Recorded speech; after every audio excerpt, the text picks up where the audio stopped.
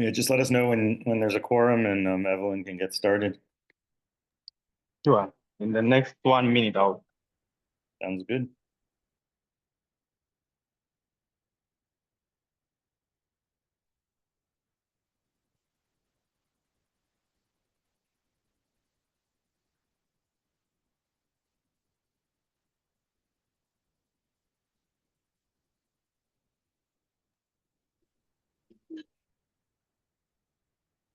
Good afternoon, everyone. Welcome to our STEM lecture series number 5. And we are very happy to have you all joined in. And today we'll have a very interesting topic. And the topic is going to be about pediatric point of care ultrasound application at emergency setting. So I'd like to welcome you all who have joined in.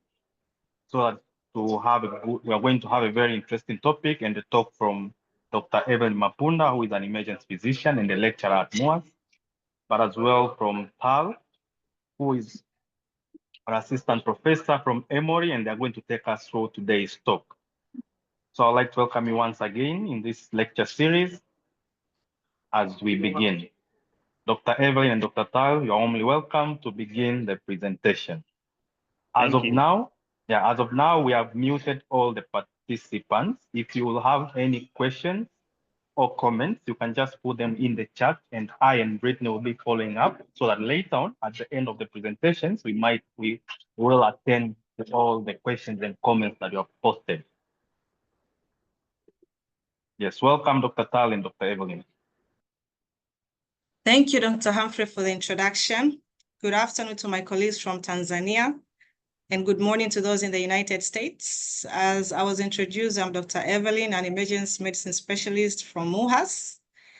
And I'm here with my colleague, Dr. Tal, a pediatric emergency medicine and POCUS expert. And over the next hour, we'll be discussing about something that is changing the way we approach pediatric emergencies, that is POCUS, or point of care ultrasound. So how we are going to do this, I will cover foundational concepts.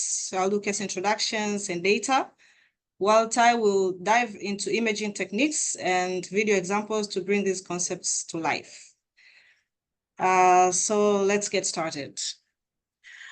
So by the end of this session, we hope that you will understand what is POCUS and how is it used at the bedside, but also be able to recognize indications for POCUS in pediatric emergencies and gain some practical knowledge through case-based learning. So point of care ultrasound, this is a focused ultrasound examination that is both performed and interpreted in real time by the treating provider at the bedside for the purpose of diagnosis, that can be ruling in or ruling out a diagnosis, screening, as well as procedural guidance. So the critical pieces in this is that it is focused. It is based on, it is focusing on answering a specific binary question, yes or no question. So it's not as detailed as the one that is done in radiology. And it is performed at bedside, both performed and interpreted at the bedside by the treating provider. So why POCUS matters? POCUS is a bedside clinical decision-making support. It is quite useful. Especially in an emergency setting where immediate interventions, immediate diagnosis and intervention matters. So it can help, it can complement your physical assessment. That way you can make rapid diagnosis, but also you can also use it to guide procedures safely. Not only that, but it's increasing in portability and cost effectiveness makes it an attractive option, especially in low resource settings. And several studies have shown that it has improved patient care as it cuts down time to diagnosis and therefore interventions in critical patients.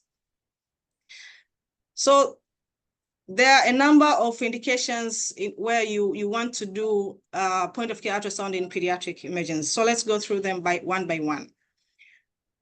So trauma, we have a protocol for POCUS that is EFAST, focus assessment with sonography for trauma. where we use this to detect free fluid in the intraperitoneal fluid or pericardial fluid, but as well as assessment of pneumothorax or hemothorax, which can guide your immediate next step, depending on how patient is, whether they're stable or they're unstable. Another application is respiratory distress. So you have a child who's presenting with maybe cough, difficulty in breathing. It could be a number of reasons. It could be due to pneumonia, but it can also be due to bronchiolitis, pleural effusion, as well as pneumothorax. So point of care ultrasound in those situations can become very handy in helping you to know what exactly are you dealing with, and you can tailor your management according to the findings. Another application is the abdominal emergencies that ranges from suspected intussusception to pyloric stenosis, appendicitis, as well as biliary pathology. Although for biliary pathology is less common in pediatric, but it can happen and ultrasound can be quite useful. Again, it can also be indicated in patients with cardiac emergencies, and that includes shock as well, where you can use this at bedside to assess the global cardiac function, for example, in shock or in cardiac arrest, as well as if there's any pericardial fluid that is causing tamponade. Plus, it can also help to rule in or rule out other causes of shock. Another application is the use of POCUS in soft tissue and musculoskeletal issues in children, where you can, let's say, have a child presenting with, maybe limb swelling, and you're not sure whether it's an abscess or cellulitis. POCUS can help you to differentiate that, as well as in joint effusion or foreign body detection. Okay. So another application is procedural guidance, which can be, you can use POCUS to safely guide your procedures, and there are a number of them that includes difficult vascular access, or thoracocentesis or paracentesis, as well as joint aspiration. So now that we have seen several indications, let's now see how we can actually use this in the actual cases. So we have the first case, we have a two-year-old boy who presents with fever and difficulty in breathing, and we are unable to obtain X-ray, at least on the bedside. But you have a point of care ultrasound at your bedside. So let's see how you can use this to know what's going on with this patient. So I will hand it over to Tal. Thanks, Dr. Evelyne. So the first thing in each of these applications is just going to be an overview of what the technique is for actually performing the ultrasound before we get into the images. Typically, there's 3 probes that you can potentially use on your ultrasound that have different abilities to look into the body at different depths, and also give different clarity to the pictures you're doing. And so when you're looking at a child's lung, for the most part, it's helpful to either use the linear probe, which is high frequency and can give you a very clear picture at superficial structures, or you can use the curvilinear probe as well when you need to look deeper into the lungs or into the chest cavity. When looking for pneumonia for a patient in respiratory distress, the big things you're looking for are trying to look at the lung tissue, as well as look for complications such as pleural effusions. And so most people will do a 6-zone technique, which you can see here, scanning up and down in the 2 parts of the anterior chest, either side laterally, and then looking at the patient's back similarly, going up and down. And so it's 3 zones on each side, and that should give you a pretty complete picture of the lung. So normal lung, we can see in these pictures. So when we're looking with our linear probe, you can see on the left, we're not looking very deeply. This is about 3 to 4 centimeters into the chest. There's soft tissue at the top, and then you can see the movement about in the middle of that video. And that movement we call lung sliding. So you can see what we call these little comet tail artifacts, or little shining lights that are moving side to side. That is a picture of the parietal and visceral pleura rubbing against each other. And it gives that artifact of seeing that shining. You can also then see horizontal lines going down below that, and we call those A lines. And so this is a picture of a normal lung with normal lung sliding.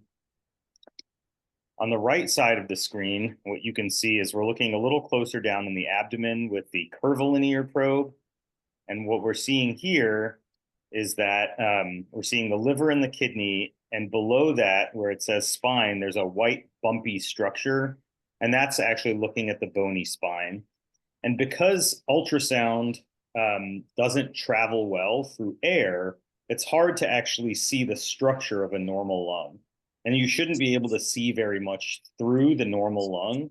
And so thus, the spine stops at the diaphragm. This curved structure, the dome-looking structure at the top of the liver is the diaphragm, and the spine, we'll see an example where this is not normal, but the spine stops at the diaphragm and you can't see up into the chest because you can't see through the lung. So this is normal pictures of what it should look like. On the other hand, in the setting of pneumonia, the diaphragm is in the middle of the screen on the left picture. And rather than seeing just the A lines or seeing sliding, it almost looks like we're seeing a liver on both sides of the screen. And what that is rather than air in the lung that we can't see through, we're seeing the lung filled either with pus, dense consolidation, or the lung is collapsed down. And so it's a more solid structure. We call that hepatization. And that's what a lobar pneumonia will look like. It looks like liver up in the chest. On the right side of the screen, what you can see, and we'll see another example of this as well, is that the spine, the bright white thing in the middle of the screen, is going all the way up into the chest. It starts down in the abdomen on the right side of the screen and tracks to the left, all the way up into the left side of the screen. And what that's demonstrating is that now, instead of air, there's something else in the chest. So there's pus, there's fluid, there's consolidation, and we're able to see through all of that because sound waves can actually travel through that solid structure, and we're able to see the spine going up into the chest. We call that a spine sign. Similarly, you can see the difference between the picture on the left, which is showing a few things, but rather than just seeing the comet tails and the normal sliding, what we're seeing is part of the pleura is separated in the middle. We call that a C line. And so we're actually seeing a subpleural consolidation. It does not look as normal as the very left or very right of the screen, right in the middle. You're able to see that there's an abnormality in the pleura. And then on the right side of the screen, again, now, instead of seeing consolidated lung, we see the liver on the right part of that video. We see the spine tracking all the way up into the chest. And there's this relatively black structure up in the chest, and that's fluid. And so now we see a spine sign going all the way up into the chest because there's a big pleural effusion. And I think in a lot of settings, being able to identify pleural effusions as well as their size, ultrasound is better than X-ray for this, and can help guide the idea of aspiration. All right, back to you, Dr. Evelyne. Thank you, Dr. Tal. Now let's look on the data on how good is lung ultrasound compared to chest X-ray in detecting pneumonia.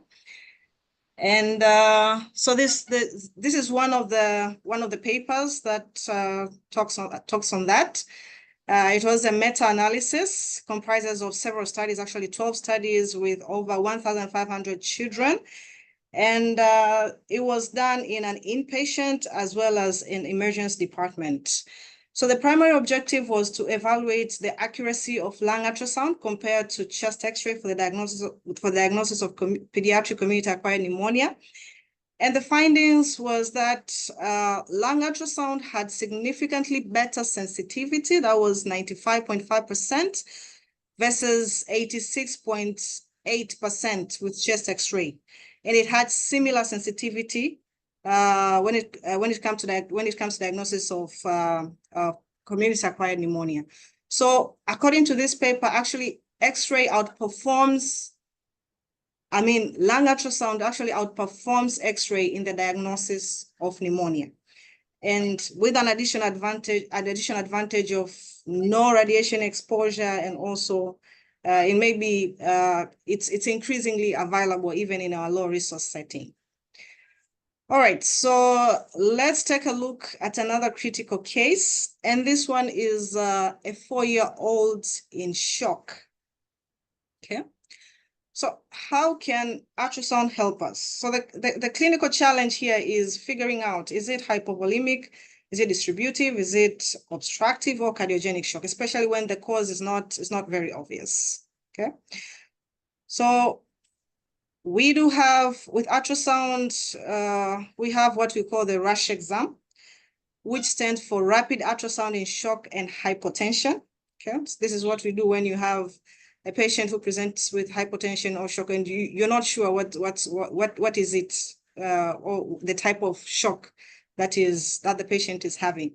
It has several elements that includes the heart. So you can use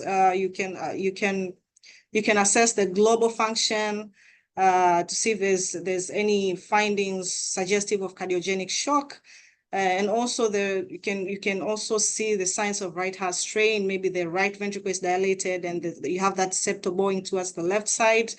That may be due to, for instance, pulmonary embolism, as well as, is there any fluid around the heart, pericardial effusion causing tamponade, and that could be accounted for the reason for the patient presentation.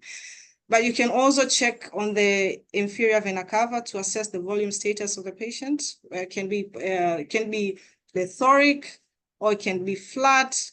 Yeah. So all this can give you a hint of what's going on with the patient. But also lung ultrasound, pneumothorax, you have a trauma patient who is presenting with difficulty in breathing. Your physical examination shows some trachea deviation with hyper resonant sounds. You do an ultrasound, it can confirm that whether the patient has pneumothorax, yes or no. But also, again, fast exam in a trauma patient, you want to see if there's any presenting with shock, trauma patient presenting with shock, and you want to be sure that this is not due to hemorrhage. Then fast exam can be quite useful. Again, aorta exam is also part of RUSH protocol. Although this is less relevant in pediatric, but it can happen in some certain scenarios, but as well as DVT, where you can check for deep venous thrombosis, and this can kind of give you a clue whether it could account for the patient's shocky presentation. Now, can we go through the scanning techniques and image to see how this plays out? All right, thanks. So we'll just look at the various components of the RUSH exam. Sorry, I realized I didn't de-identify one of these images. So on the left side of the screen, we have an image of a normal cardiac function with, you can see essentially there's a lot of movement of the screen. Without even going into the details of all the chambers, we're able to see that the heart is beating really well, whereas on the right side of the screen, just to get a sense of the heart movement itself, there's very little movement and the valves are not moving a lot, suggestive that there's global cardiac dysfunction and poor motility. That can be, give a good identification that cardiogenic shock might be the cause, especially in children where we don't see a lot of long-standing CHF, and their chronic presentation is unlikely to be, just general poor cardiac function. In a child, it's more likely, if you see that sort of poor function on the screen, it's much more likely that this is acute cardiac dysfunction causing their shock from something like myocarditis or even critical congenital heart disease like decompensated heart failure in aortic coarctation, critical aortic coarctation, for instance. These next images on the left side of the screen, again, you can see there's a lot of movement on the screen, and the left ventricle is that main circle that we're seeing in the middle of the screen.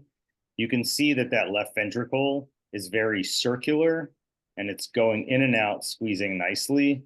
The septum is at the top of the circle, And what we're able to see on this is that, again, it looks very circular, as opposed to the right side of the screen.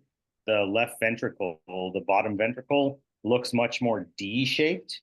And that's because the septum is being pushed into the ventricle. And you can see here, the ventricles look almost the same size compared to on the left side of the screen, where the main left ventricle is much bigger than the right. And so we call this the D sign, and this is a sign that there's right ventricular hypertension. And in the setting of chest pain, difficulty breathing, and hypotension and hypoxia with this acute presentation of right ventricular hypertension, it's going to give us an idea that pulmonary embolism could be a likely cause of shock. In small children as well, the possibility of pulmonary hypertensive crisis for other reasons is also there. And that's also where the DVT part of the ultrasound can be helpful, because if you find a DVT in a patient who also has right ventricular hypertension, it's very telling that a PE is the cause of their shock. You can take a look at the IVC as well in both of these images. So the IVC is this, this black structure going through the middle of the screen. You can see on the left side, it's collapsing, and the two parts of the liver are basically collapsing against each other when the patient breathes in. On the right side of the screen, the IVC is very dilated, what we call plethoric, and is not collapsing much. This can be another indication that there's poor cardiac function, the preload can't get into the heart, and this could be cardiogenic shock. Going back to an image that we already got to see earlier. So we saw this image on the left that shows lung sliding, that shows those shiny things in the middle of the screen moving back and forth as the visceral and parietal pleura rub against each other. On the other hand, on the right side of the screen in the middle, again, we see that bright pleura, but we don't see that movement back and forth of the visceral and parietal pleura rubbing against each other. We don't see that sliding in comet tails. And so this would be an indication that in most circumstances, this is an indication that there is a pneumothorax in the right circumstance. There are other things that can cause this, and actually finding the point where the lung sliding stops and starts is more pathognomonic for finding the edge of a pneumothorax. But again, in the setting of a patient with chest pain or trauma and hypotension, hypoxia and hypotension, finding this finding would be highly suggestive of a pneumothorax being the cause and an indication for intervention. We then do at least the right upper quadrant portion of a FAST exam as part of the RUSH protocol. And again, here we can see in the left picture, we see a spine sign because there is fluid in the thorax. So we see the liver is labeled, the lung is labeled on the left side. And in a trauma setting, we're going to assume that the fluid that's in the chest, showing this, allowing the spine to be seen up into the chest, is blood. And so we'll consider that a hemothorax, a hemopneumothorax would be the cause of hypotension, and a chest tube would be appropriate. On the right side of the screen, it's albeit subtle, but it is a demonstration. You can see between the kidney and the liver, the kidney being to the right lower part of the screen and the liver being up to the left. There's a thin black line between them, which is demonstrating fluid in Morrison's pouch or in the abdomen. So that's free fluid in the abdomen that, in the setting, again, of trauma or another reason that a patient might be bleeding, if you have a teenager who has a positive pregnancy test, and for instance, you don't see an intrauterine pregnancy when you look, but you find free fluid in the abdomen, this is a ruptured ectopic pregnancy until proven otherwise. So you can see it can give you clues as to the cause of shock. Dr. Evelyne? Thank you, Tal. So it is always good to combine findings when you're making your interpretation. For example, if you have a teenager with a positive pregnancy test and you do your FAST exam to find free fluids in the abdomen, this is most likely for a ruptured ectopic pregnancy until proven otherwise. or when you have a fever with hypotension. The likely cause could be sepsis, but it could also be possibly myocarditis, especially in the COVID era.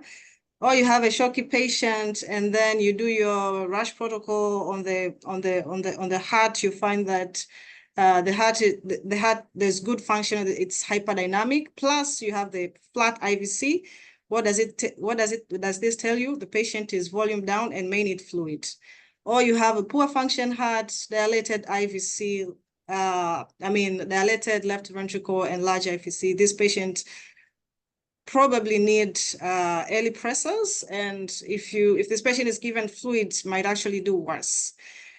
Similarly, when you have a large effusion with right ventricular collapse and large IVC, this is tamponade, and you need to do an intervention immediately. Or when you have right ventricle dilatation with septal bowing and clots in the femoral vein. So all this is pointing towards the pulmonary embolism. All right, so let's jump into the next case. And this one is 8-month-old boy, presents with vomiting. On exam, is lethargic and abdomen seems to be tender. What is your differential? Intussusception, right? So this is the most common cause of intestinal obstruction in infants, especially the age of 3 to 12 months. And it classically presents with intermittent abdominal pain. So the infant will be intermittently drawing up legs or having crying episodes, and then carrying jelly stool, as well as you can or you cannot palpate sausage-shaped mass in the abdomen. So this is classic, but it is only found in 20% of the patients. And in some cases, these children may only present with lethargy or altered mental status as initial presentation. So you have to be aware of that. So for intussusception, ultrasound is actually very sensitive, especially when you know the signs. And several studies have been done regarding this, and this is one of them. It was looking at the accuracy of point-of-care ultrasound versus the radiology. So the comparing the one that is done in radiology and the one that is done at emergence by emergence practitioner. And from this paper, there was no statistical difference. So with the sensitivity of 94 and specificity of 98. So we are, according to this paper, we are quite good, especially when we know the signs. So let's take a look at how we can do this. Back to you, Tal. So here's a picture of our 3 probes again. You can see the different probes that we have available on our ultrasound. And for most abdominal indications in small children, so again, typically we're looking at intussusception up to about age 5 or 6. And so these kids are typically small, and to be able to get a good high resolution look into the abdominal cavity for fairly superficial structures, the linear probe is going to be our probe of choice again. So in order to do this, it's a fairly simple scanning technique. It should ultimately take about less than 5 minutes to do this scan. And if there's a very obvious finding, it can be as little as 1 minute to be able to see that there's an intussusception. And so you're going to start in the right lower quadrant with the probe in transverse, so side to side. You're going to move up towards the hepatic flexure, and that's the most likely place to see it in the right upper quadrant. Is likely where you're going to find an ileocolic intussusception, which is the type of intussusception we're interested in. Then you're going to turn the probe 90 degrees, move across the transverse colon, again, turn 90 degrees, and go down to the left lower quadrant. And so you'll see that the probe marker is going to be pointed to the patient's right, then up towards their head, and then again to the right. So here's the video showing that technique. And this is just the pattern that you see it done. You can see that that little dot on the side goes to the patient's right, then their head, and then the right. You're going to turn down again.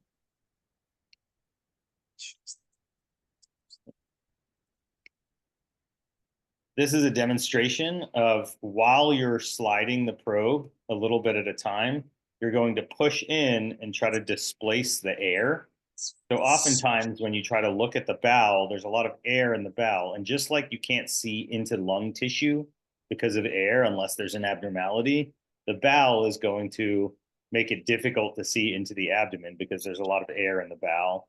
And so what you want to do is push down deeply, hold your probe there for a second, displace the air so that you can see the structures inside, and then move up to the next section. And we call this graded compression.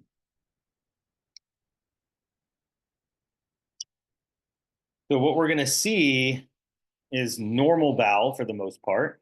And you can see here, you're just seeing a lot of movement. You can actually see fecal matter going through the intestines. It all looks pretty small. It's moving around. It's collapsing. We've displaced the air in this circumstance. There is a big blood vessel that you can see, probably the aorta, just below on the left side, that you can see below that area of bowel. But again, there's a lot of normal movement, small bowel. You can see the folds of the bowel. And this is just what it should look normal.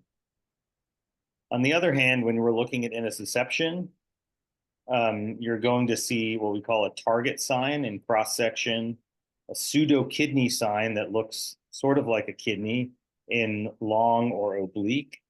You'll see a piece of intestine pushed into the other piece of intestine in the long view. And it should be more than 2.5 centimeters across the whole thing. If it's smaller than that, especially smaller than 2 centimeters, often you're looking at small bowel intussusception, which is usually transient. So again, here you can see the target sign. So this is one circle inside another circle. Here is the pseudo-kidney. So this is an oblique view. You can see in the top left part of the image, it almost looks like a kidney. It doesn't quite have exactly the structure that a kidney has. But when I was starting to do these ultrasounds myself years ago, I would have times where it's surprising. You can, when you're looking anteriorly at a small child and pushing into their abdomen, the actual kidney will come into view quite easily. And so there were times where I was a little bit unsure of myself. Was I seeing actual kidney or pseudo-kidney? And then in long, you'll see more the actual folds of the intestine with one piece going into the other piece. And I have some further images to show that a little bit better.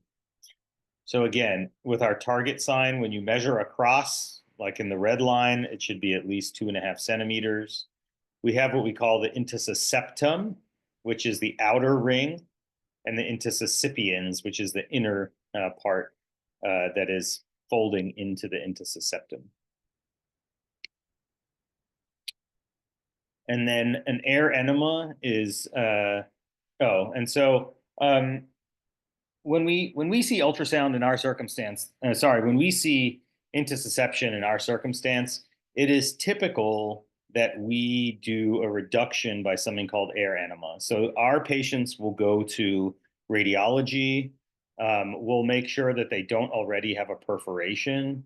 We'll make our surgeons aware that they're going in case there's a perforation during the procedure, so that the surgeons are available to immediately intervene.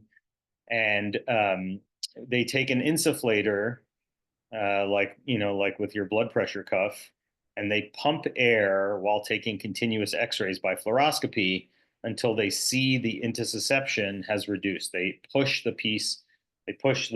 inner piece out of the outer piece. And if it gets stuck or they perforate, then the patient goes to surgery. And the vast majority in our circumstance are able to be reduced this way. However, as we've talked a lot about, if you don't have fluoroscopy, trying to do an air enema under ultrasound guidance, while under ultrasound you can see intussusception very easily, when you're putting a lot of air in, that's obviously going to obscure your view, because we say air is the enemy of ultrasound, and you can't see well when there's a lot of air there. And so you wouldn't be able to do an ultrasound-guided reduction by air enema. Which brings up the question, is there another way you can do it? And so there have been some studies now looking at doing hydrostatic reduction, so actually using water or saline rather than air to perform the enema. And I thought this was a nice study. It's actually, already almost 15 years old, but this was done at Korle-Bu Teaching Hospital in Ghana. And this this was radiology doing it, but you could theoretically consider how point of care could be the way to guide this in the future. They actually did saline reduction. And so rather than pumping air into the intestine through enema, they use saline and are then able to see the intestine very well because it's full of fluid rather than air, and reduce the enema radiologically, saving the patient surgery. I think one of the big challenges in rolling this out in certain settings, though, is you have to have the immediate availability of surgeons in case something goes poorly during the radiology reduction. While perforation isn't typically causing immediate decompensation, it can. We actually had a patient in our setting who perforated during enema reduction and developed abdominal compartment syndrome with lower limb ischemia almost immediately and required, immediate operative intervention. So you have to have availability of surgeons pretty much right away at the bedside if you're going to be able to do these procedures, but can save the patient open surgery. Okay, Dr. Evelyne. Thank you, Tal. Now let's take a look at another case. Here we have a 3-week-old baby boy who is vomiting, which is now projectile, and with a history of weight loss. So this is, again, these are red flag signs for a surgical cause of vomiting in infants. And this presentation is typically for hypertrophic pyloric stenosis. So what is the image of choice in this case? Well, we could do a physical exam where we are looking for the olive-sized mass in the right upper quadrant. That is classic, but it is not always palpable, especially when it's early or mild cases, or when you have the child has a tense abdomen as well. What about X-ray to look for double bubble sign? Well, that would be suggestive of duodenoatresia, but not pyloric stenosis. What about a single bubble? That may also point to gastric outlet obstruction, but again, it's not specific for hypertrophic pyloric stenosis. So ultrasound, back to ultrasound. So take it away, Tal. So the technique for this, again, it's going to be somewhat similar to intussusception in that you're going to use the linear probe, the high frequency probe. You're going to apply that same graded compression to try to displace bowel gas in the patient's abdomen so that you can get a more clear picture. And in this circumstance, you're going to be looking, it's sort of between the right upper and left upper quadrant. So a lot of the time here, you'll see it around the hepatic flexure again, just like with intussusception, and in that epigastric region. But you're going to put pressure in that area to try and see your image.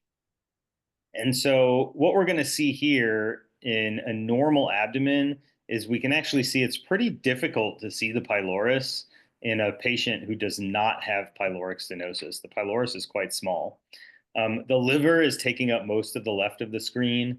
There's air from the intestines on the right side of the screen. And there's this small circle with a white thing in the middle, right in the middle right of the screen. And that's the pylorus. This is a normal pylorus. And so it's hard to see, but that's typical. On the other hand, when you do in fact have pyloric stenosis, just next to the liver to the right, we actually see this very thickened muscular mass. In long view is most of what it's showing here. We actually see the channel down the middle. So we see this white curved channel. We see very thick muscles on either side. And that is what a hypertrophic pylorus will look like. So again, in a still image, sorry, the arrows, it looks like moved a little bit. So where this measurement marker is measuring across the muscle of the pylorus. And then on the inside is the channel going through. So sorry, about 2 centimeters to the right of where the arrow is that says channel. is actually where the channel is, and you can see it looks whiter. There's air over to the right side of the screen that is bowel gas, that can obscure the view. And then the gray part around the white circle is the actual muscle layer. And that's the part that we can measure to see if we have pyloric stenosis.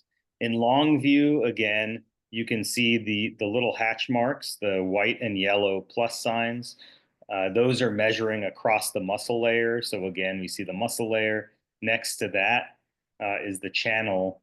And towards the top of the screen, you see black, which is fluid. And that's fluid that's stuck in the stomach, unable to move through. This is another nice image that's sort of pathognomonic for pyloric stenosis, even if you're not measuring the muscle wall here, you see the black at the top of the screen, that's fluid stuck in the abdomen. And then you can actually see something poking into that black fluid that kind of looks like a nipple. We call that an antral nipple sign. So it's the antrum of the stomach, where the little nipple from the channel being squeezed so hard that it's pushing up into the antrum of the stomach.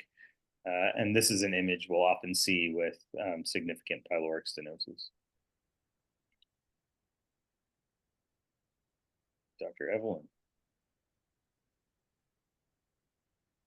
Thank you, Tal. All right, so let's move to our final case.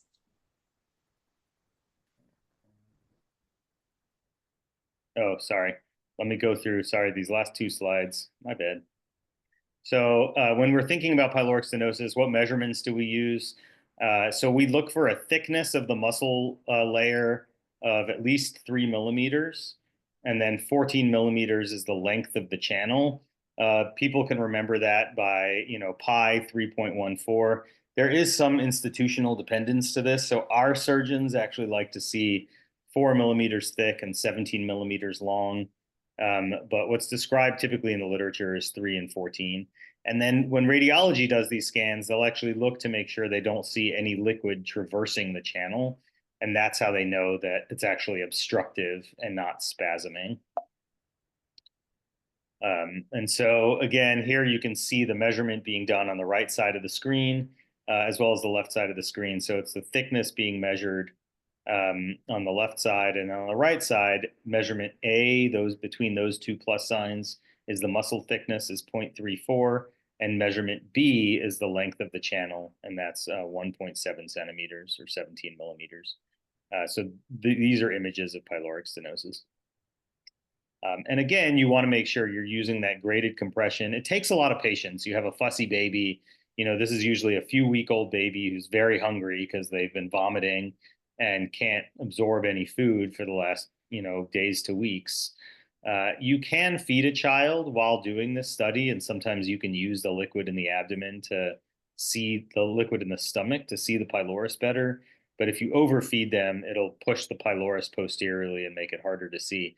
And so if they're going to go to radiology anyway to get an ultrasound, I wouldn't typically feed them. If you're the only person available to do the ultrasound, then often a little bit of feeding can help get a better image. All right, again, back to you, Evelyn. Thank you, Tal. Now let's go through our final case. Here we have a 4-year-old girl presenting with fever and refusing to walk. She's lying on bed, right hip held in slight flexion with external rotation. That is the position of comfort. What are you thinking? All right, so this is a limping child with fever, and that should immediately raise concern for septic arthritis of the hip, which is a true orthopedic emergency. And you do need to do an urgent hip ultrasound to assess for joint effusion, in addition to your blood workup. And sometimes you might need to do ultrasound-guided joint aspiration as well. So how do we do this? Over to you, Tal. So here we can see the skeletal image of what the hip looks like. A lot of the time, people sort of think of the leg being just the shape of a straight femur going into the pelvis. But the area we're actually interested in looking at here is the femoral neck. And so that's what we want to line our probe up with. We're going to use the linear probe once again, and you can see that the femur goes, straight up and down, and the femoral neck then goes at an angle towards the pelvis. And so we're going to try to line our imaging up with the femoral neck. And the image that we're trying to see, we're going to have our probe marker medial. We're going to have an oblique angle, and the proximal neck of the femur communicates with the joint itself. And when we're looking for an effusion, we're looking for something at least 5 millimeters on one side. And some of the literature says if you're just comparing both sides, you can see at least a 2 millimeter difference. And so on the left side, you can see the tendon is sitting against the bone of the femoral neck. On the right side of the screen, you can see that there's an effusion there where the red lights up. And so you can see the tendon itself is being pushed up compared to the left side of the screen, and the red part indicates the effusion. And then again, if you want to actually aspirate this joint, then this is a joint. While a lot of people will do joint aspirations of elbows and knees just using landmark, the hip is really a joint that should not be aspirated without some sort of imaging guidance. And our orthopedic doctors will typically use fluoroscopy, but I think ultrasound is actually a better imaging technique where you're able to see all the structures rather than just the bones. You can see the blood vessels. And so the reason you want to always image this is our orthopedic doctors say it's a higher risk joint, which is true. They like to do these aspirations or have interventional radiology do them. I haven't found good literature to say what the long-term complications of injury or arthritis or avascular necrosis are down the road. But it does indicate that it is never a procedure you should do blindly or just under landmark guidance. And you do need a big, long needle. And so this is a procedure that I think is more difficult than some of the other joints to get into and be accurate and so to take care in that way. So this is actually a nice image from the African Journal of Pediatric Surgery, and it shows the two places you can go to get the fluid. And typically under fluoroscopy, they aim to go into the joint itself. So they're going past the capsule into the actual joint where the bones are coupling. On the other hand, under ultrasound guidance, this is the angle of the needle that you would be using. And you can see why this is probably actually safer. You're not trying to get into the joint itself. You're going into the area that communicates with the joint. And so you're getting the same fluid as you would in the joint, but you're actually aiming for the femoral neck. And so here are pictures of the technique of doing that. You can see in the top left, is the image from the outside, how you're using your ultrasound to guide your needle going in. The top right part of the screen, that big red arrow is pointing to the needle that's facing towards, that's pointing towards the joint. And where the little star is inside the effusion. And you can see that needle is pointing towards the effusion. So you can see how ultrasound actually shows you all the details that you need to be able to get into the right space. And the bottom part is just a cross section of having that needle inside the joint space. Thank you, Tal. Yeah, so just to summarize, point of care ultrasound is a real game changer in the emergency department, especially when it is done by a provider who is proficient both in image acquisition as well as an interpretation. So it allows rapid bedside diagnosis. It improves diagnostic accuracy by complementing your physical findings. And that way you can quickly diagnose and intervene. So mastery of bedside ultrasound, it significantly improves outcomes to the critical patient. So that is all we have time for today. And we are happy to take questions, share your experience with POCUS, any additions. Thank you. Back to you, Humphrey. Thank you, Dr. Evelyne and Dr. Tal, for a very nice and quite elaborative presentation. And I'm quite sure that our presenters have enjoyed and learned a lot from this presentation. Just not to repeat what Dr. Evelyne has said, but point of care ultrasound is something that every physician, every clinician, and anybody who is a healthcare worker just get to have the skill of even doing a minimal scan, because this might be a life-saving, like life-saving thing that you do to a patient when you meet them. So we still have 10 minutes to wind up our lecture series for today, but if there is any question that anybody wants to ask, you can just write it on the chat and our presenters will be happy to respond to any. And while we are waiting for any questions, as we'll leave the chat open for people to keep on finishing up their writing their MCP numbers and their name for the CPD points, I'd like to inform everyone who has just joined in today. We do provide point of care ultrasound protocols at MOAS. So for anyone who will be interested in learning the basic principles of point of care ultrasound, you're warmly welcome to communicate with us, reach out to us. I'll just put in the coordinator's number. You can reach directly so that we can arrange a session and you can come and learn with us basic skills of point of care ultrasound.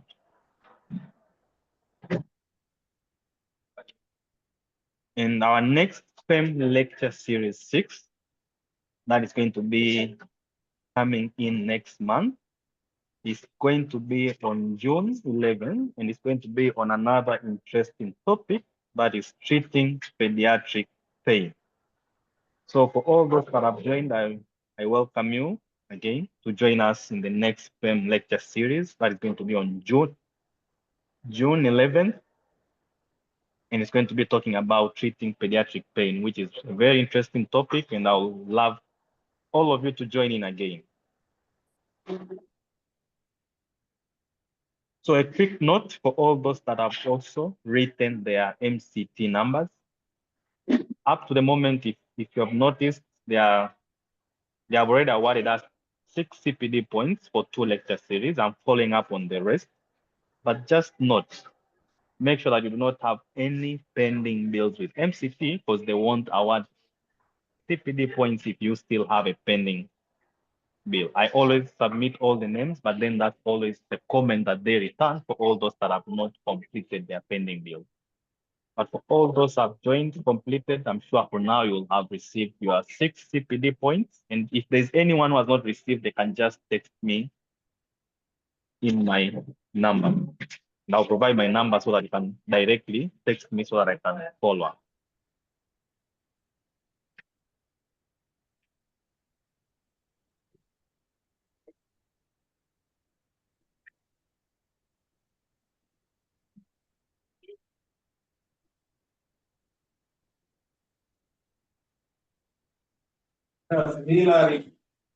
Marehemu umechelewa kuingia Zoom, si sheisha?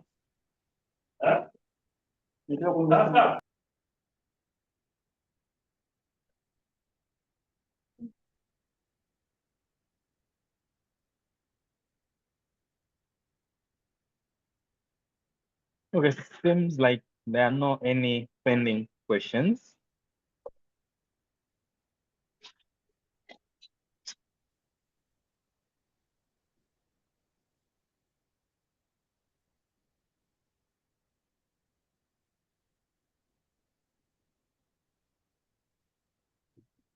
And also feel free, if people want to email, I'm happy to get emails from people if other questions come up or they want to talk in more detail or get any other presentations.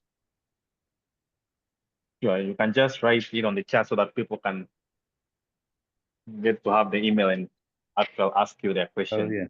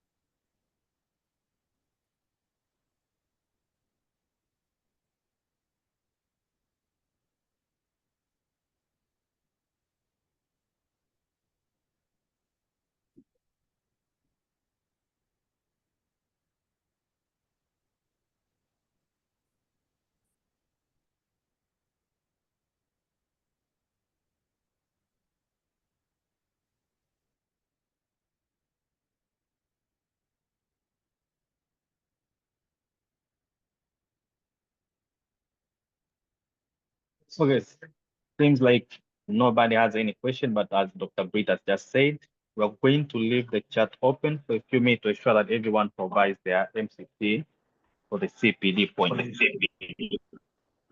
Once again, I'd like to say thank you for all those who have joined. Thank you to Dr. Evelyne and Dr. Tal for a wonderful presentation.